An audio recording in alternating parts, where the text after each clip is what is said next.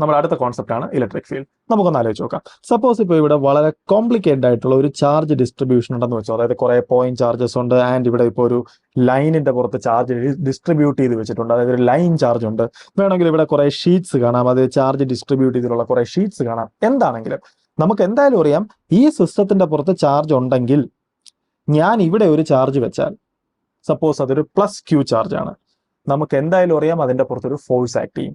Suppose ഇതിന്റെ പുറത്ത് act ചെയ്യുന്ന ഫോഴ്സ് ആണ് എഫ് എങ്കിൽ ഈ ചാർജ് ഡിസ്ട്രിബ്യൂഷൻ ഈ പോയിന്റിൽ ഉണ്ടാക്കുന്ന ഇലക്ട്രിക് ഫീൽഡ്, അതിന്റെ ഡെഫിനിഷൻ ആണ് E is equal to F by Q.